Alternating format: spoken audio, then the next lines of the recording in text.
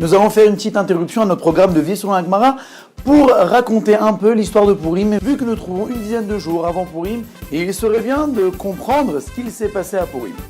Donc nous savons qu'à Purim, nous lisons la Megillah. Mais avant d'expliquer la Megillah à proprement dite, nous allons revenir un petit peu en arrière et faire une petite introduction à l'histoire de la Megillah de Purim, à la Megillah d'Esther. Donc nous nous trouvons après la destruction du premier temple. Le premier temple a été détruit par Nebuchadnezzar, Nabuchodonosor, le roi de Babylonie. C'était en l'an 3338, en moins 422 de l'ère vulgaire. Après la destruction du temple, Nebuchadnezzar a régné à peu près une vingtaine d'années, puis a suivi son successeur Evil-Merodach, son fils. Evil-Merodach aussi a régné à peu près une vingtaine d'années, 23 ans pour être plus exact. Puis ensuite est venu Balthazar. Il faut savoir que le prophète Jérémie, Yirmiyahu, avait fait la prophétie suivante. Lors de la destruction du premier temple, il avait prophétisé que Akadosh Baruch Hu délivrera son peuple, reconstruira le deuxième temple après 70 ans d'exil. Maintenant, Balthazar et tous les autres rois croyaient en cette prophétie. Et d'après le conte de Balthazar, les 70 ans étaient déjà terminés. Et là, Balthazar s'est dit, attendez, si 70 ans se sont terminés et que Dieu n'a toujours pas délivré les Juifs, ça y est, on est tranquille, les Juifs sont perdus une fois pour toutes. Et pour fêter cela, il organisa un énorme festin. Déjà, le motif de ce festin n'était pas digne de louange, mais le problème c'est que lors de ce festin, Balthazar a sorti tous les kélim, tous les ustensiles du Beth Amikdash que son prédécesseur avait pillés lors de la destruction du temple. Non seulement il les a sortis, mais il s'en est même servi, ce qui était une profanation devant Akadosh Baruch Hu. Et lors de ce festin, lors de cette soirée de ce festin, une main du ciel est descendue, a écrit une phrase en araméen sur un des murs du palais. Maintenant, Balthazar a pris panique et a cherché une personne qui pouvait décrire, qui pouvait traduire ce qui était écrit. Et a demandé à Daniel, qui était aussi le conseiller à l'époque de Nebuchadnezzar. Et Daniel lui a expliqué que cette phrase signifiait que son royaume allait être partagé en deux. Donc là, Balthazar, déjà ivre, mais avec ce coup de panique, il est tombé évanoui. Maintenant, il faut savoir que de l'autre côté, il y avait Darius et Cyrus. Darius, qui était le roi de Perse, et Cyrus, le roi de Mède, qui était aussi le gendre de Darius, avaient des vues sur l'empire de la Babylonie. Il y avait aussi un vieillard qui a très bien compris ce qui allait se passer. Il avait compris que Balthazar allait tomber dans les mains de Darius et Cyrus et que tout le monde allait être tué. Donc il s'est dit, il faut que je sauve ma peau. Qu'a-t-il fait ? Il s'est dit, je vais tuer Balthazar dans son sommeil, je vais lui couper la tête et je vais la présenter à Darius et Cyrus de l'autre côté, ainsi moi je serai sauve et de toute manière ce qui se passera se passera. Il y a une autre version que la mort de Balthazar s'est passée d'une autre manière, c'est que Balthazar ayant pris panique, donc a donné l'ordre au gardien du palais que toute personne, que quiconque voudrait rentrer dans le palais, même s'il se dit qu'il est le roi, il devrait être tué sur le champ. Maintenant le problème c'est qu'il n'y a pas de toilettes dans les palais de l'époque.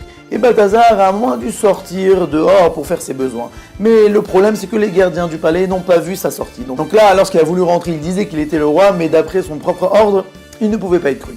Et ce même vieillard donc a ordonné l'ordre aux gardiens de tuer Balthazar. Dans tous les cas, donc ce vieillard a livré Balthazar à Darius et Cyrus. Et donc Darius et Cyrus, donc en ivri Dariavesh et Koresh, ont compris qu'ils pouvaient maintenant rentrer dans le palais.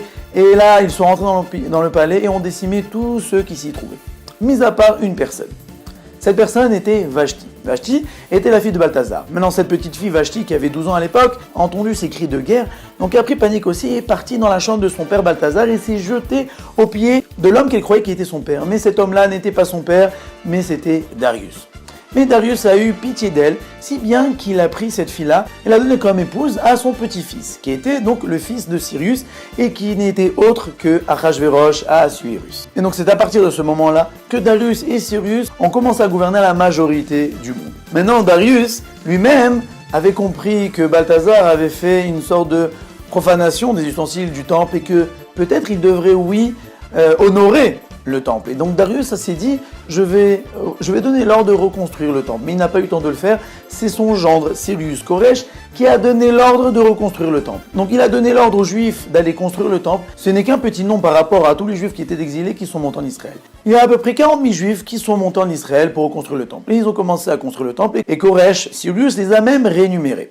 Mais le temps de la construction du temple n'était pas encore arrivé. Si bien que Koresh est mort lors d'un combat, et c'est son fils qui a pris la suite, donc le fameux Achashverosh Assuérus qu'on connaît dans la Megillah. Maintenant la question est de savoir, est-ce que Achashverosh allait continuer la construction du temple? Et là, Vashti, qui était sa femme, lui dit, attends, mon grand-père a détruit le temple. Il a détruit les murailles de Jérusalem, et toi tu es en train de reconstruire l'œuvre de mon grand-père.